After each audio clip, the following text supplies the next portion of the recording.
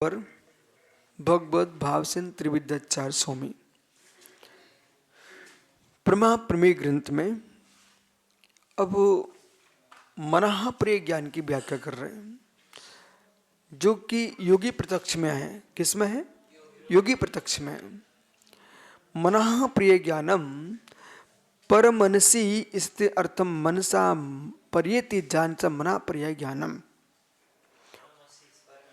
तो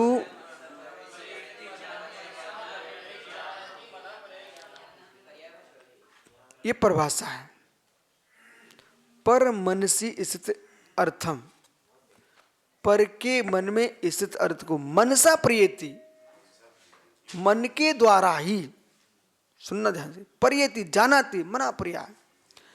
मना प्रिय ज्ञान में मन पूर्वक प्रयोग होता है, इसलिए मनसा शब्द का प्रयोग किया। सहकारी है।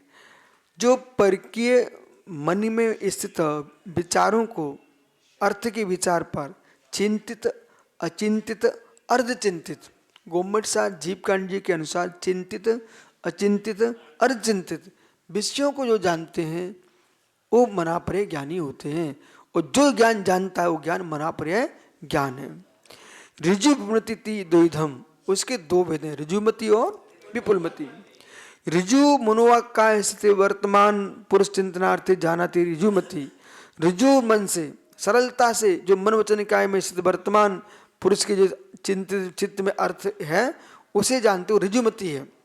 मतलब सरलता से जो विषय का चिंतन कर रहा है उसे जानते हैं सरल हृदय से। पर वक्रता से यदि चिंतन कर रहा है और वक्र चिंतन कर रहा है तो ऋजुमति नहीं जान पाएंगे। ऋजुर वक्रो मनोवाक्काय अस्थित अनितान वर्तमानम, जो ऋजुभु हो अथवा वक्र मनोवचन का स्थित अतीत अनागत वर्तमान, देखो वो मात्र वर्तमान को जानता है। ये विशेषण जानना भाई, ऋजुमति मात्र वर्तमान में चिंतन कर उसे ही जानते हैं। परंतु जो विपुलमति है ना, चिंतन कर चुका है, चिंतन कर रहा है, चिंतन करेगा। तो अतीत अनागत वर्तमान पुरुष चिंतनार्थम जानाति विपुलमति, ये विशेषण लगा दिया इनमें। ये अपन को ध्यान रखना है कि प्रमा प्रमेय में ऐसा व्याख्यान भी आया है कि ऋजुमति जो ना वर्तमान अर्थ का चिंतन ही जानते सरलता से, लेकिन विपुलमति भूत वर्तमान भविष्य तीनों कालों को जानते हैं, चिंतित अचिंतित अर्धचिंतित, ऋजु को भी जानते हैं और वक्र को भी जानते हैं। उनका नाम विपुलमति है। विपुलमति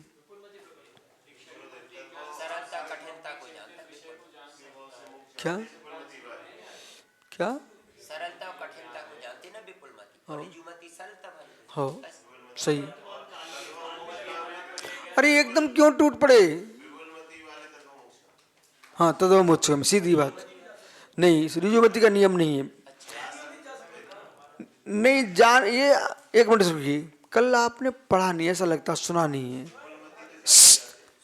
एक लाइन सुन लीजिए आप, चालू रहने दो। तो परमस्य अवधि सर्वाधि चरम श्री विपुलमितम विपुलमति मना प्रियश्च, जो परमावधि सर्वाधि और मना प्रिय ज्ञान विपुलमति ये चरम शरीर के होते हैं। ये प्रश्न नंबर 7 पर टीका पढ़ लीजिए।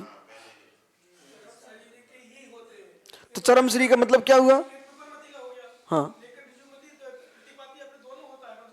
तो ये तो इसकी तो कोई प्रश्न ही नहीं चल रहा।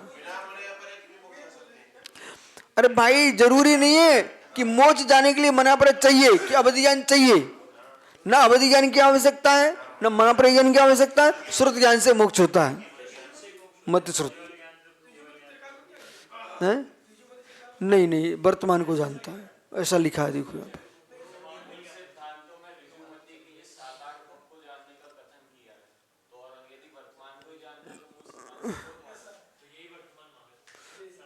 तो ये 7-8 भाव है ना उसके, वो वर्तमान में देखो।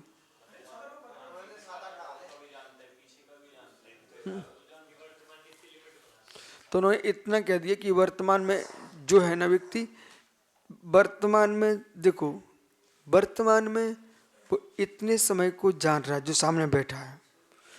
परंतु जो वर्तमान में दिख रहा है वो आदमी, पर जो वर्तमान में नहीं भी है वो आदमी भी इतना देख चुका है, इतना देखा था, इतना देखेगा, इसे बता सकते कौन? विपुलमति।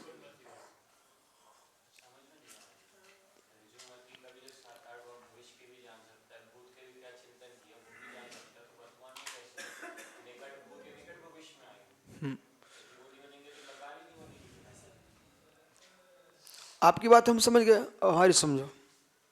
आप ये कह रहे हो कि सर्वार्थ सिद्धि में ऋजुमति के लिए जघन्य से 2-3 भव, अधिक से 7-8 भव, विपुलमति के लिए जघन्य से 7-8 भव और असंख्यात भव को जानते हैं, ऐसा सर्वार्थ सिद्धि में लिखा हुआ है। पर भाषण त्रिवेता प्रमा परिमेय में कह रहे हैं कि वर्तमान को मात्र विषय करता है ऋजुमति और त्रिकाल को विषय करता है विपुलमति। ये लिख रहे हैं, ठीक है ना? अपन इनके विषय को समझते हैं। तो ये क्या कहना चाह रहे हैं कि अतीतन वर्तमान पुरुष चिंतित अर्थ जानाति। जो पुरुष अतीत अनागत वर्तमान के अर्थ को, जो पदार्थ भूत में था, वर्तमान में है, भविष्य में होगा, ये पदार्थ कैसे लेना? पर्याय रूप पदार्थ। कैसा पदार्थ लेना? पर्याय रूप पदार्थ। सुन रहे कि नहीं भाई? इधर देखो। हाँ, जानत विपुलमति, ये इनका भावसिंह त्रिवेदाचार्य का कहना है। अब प्रश्न है कि दोनों आचार्यों के विषय में बाधा आ रही, तो पहले तो ये करो कि हमें दोनों स्वीकार, ठीक है? इनकी अपेक्षा से, इनकी अपेक्षा से ऐसा, तो अपन खाली हो जाओ।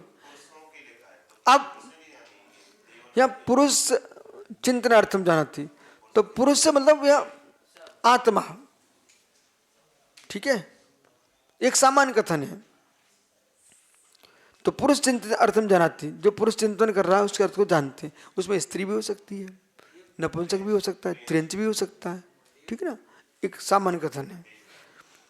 अब ये क्या बोल रहे हैं? एक विषय यहां ग्रहण करो। सामने जो पुरुष है, पुरुष वर्तमान पुरुष, तो वर्तमान पुरुष सामने जो वर्तमान पुरुष है, वो पुरुष 7-8 भव को भी जान सकता है, 2-3 भव को भी जान सकता है, उसी के, ठीक है? लेकिन जो वर्तमान पुरुष नहीं है, यहां पर जो पुरुष नहीं है, तो कोई पुरुष यहां नहीं है, बैठा है कहां पर?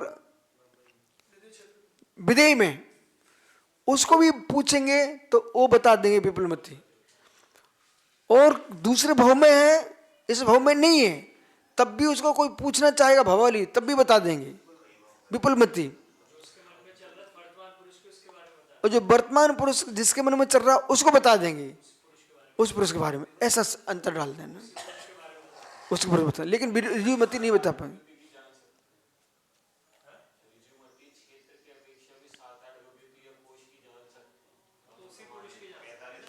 एक जो सामने पुरुष है ना, उस पुरुष की जानेंगे, अन्य पुरुष की नहीं जानेंगे। क्या?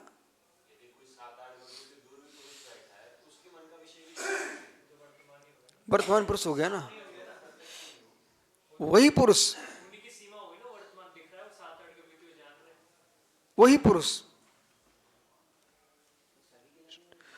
अब एक लाइन है इनकी, मां सुसंवेदन प्रत्यक्ष का जो व्याख्यान किया है वो बड़ा सामान्य कर दिया है। सुसंवेदन प्रत्यक्षम सकल ज्ञानानाम स्वरूपे संवेदनम सुसंवेदन प्रत्यक्षम।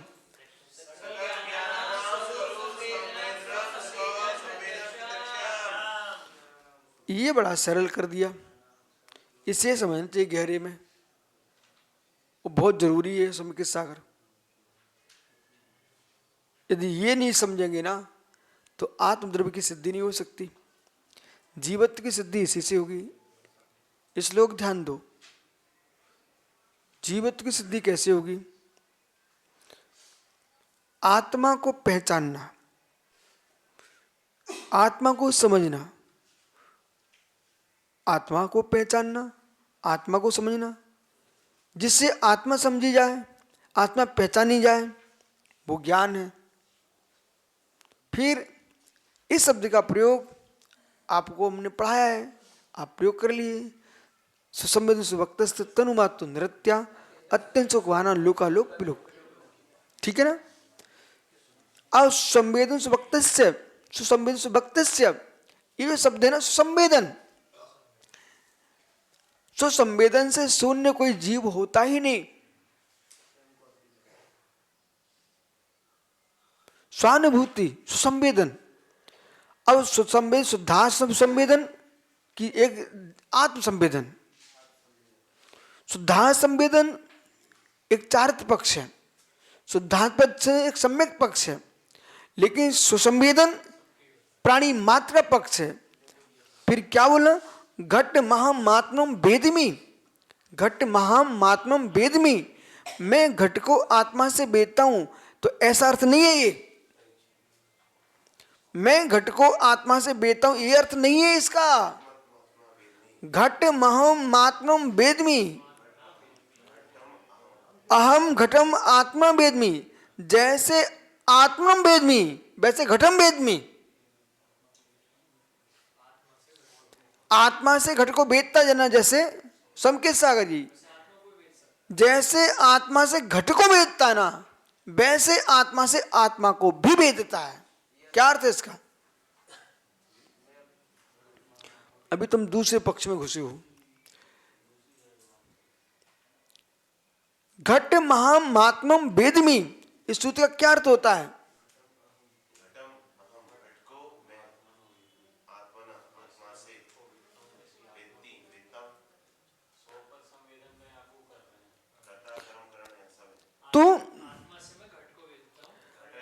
तो जैसे आत्मना तृतीया, आत्मना तृतीया, आत्मना मुनिना, आत्मना आत्मनि, आत्मनि तो ये रूप है आपके। तो आत्मना, आत्मा से जैसे हम घट को बेच सकते हैं, ऐसे हम आत्मा को आत्मा से भी बेच सकते हैं। सुपर संवेद्य। तो हम नैयायिक नहीं है जो मात्र पर संवेद्य मानता है। तो हम ये कहना चाह रहे हैं जो ज्ञान होता है सोन मुक्त प्रतिभाषम स्वस्थ विषया अर्थस्तदेव, तो स्वस्वानुभवन मर्थवत प्रदीपवत, स्वस्वानुभवन मर्थवत प्रदीपवत, ऐसा बोलिए आप। स्वस्वानुभवन मर्थवत प्रदीपवत। देखो भाई, न्याय में प्रवेश करना है तो परिचय मुख रटिए आप, सिद्धांत प्रवेश करना है तो तत्वसु रटिए आप, और न्याय में प्रवेश करना है तो आलापति रटिए आप। 3 ग्रंथ मैंने बोल दिए। सिद्धांत प्रवेश करना है, सिद्धांत का कोई भी उत्तर देना है, तत्वसु रटिए आप अर्थ सहित, उसकी संस्कृत टीकाएं पढ़िए। और यदि आपको न्याय में प्रवेश लेना है तो परिचय मुख रटिए, हर उत्तर मिलेगा आपको परिचय मुख में। आप्त मीमांसा में परिभाषाएं नहीं है, आप मीमांसा विषय रूप है। जैसे कि दाल में नमक, वो आप्त मीमांसा है, विषय की व्याख्या कर रहे हैं, और नमक नमक परिचय मुख है। अब नए में प्रवेश करना है, नए में तो आपको आलापति का अध्ययन करना चाहिए कठोर, फिर आप प्रचंड ज्ञानी बनेंगे। ठीक है। आचार्य विमल शाही परंपरा का निर्वाह कर रहा बच्चा। सकल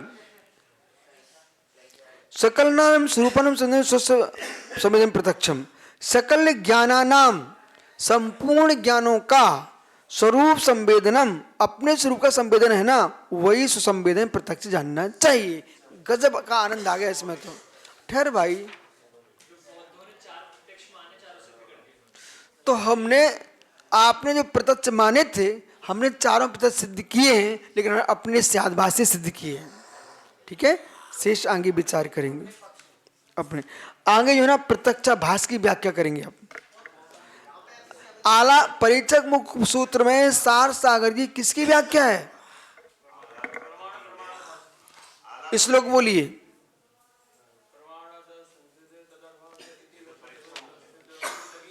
इतना तुमको सुंदर याद है, थोड़ा विरलन करके बोलो।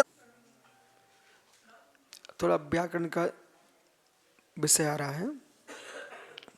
ननु च वृत्त्या अभ्यवृत्ति रुच्यते दुर्दश दुर्दशा दुर्दश दुर्दशा इति वीप्सा च क्वचित उच्यते।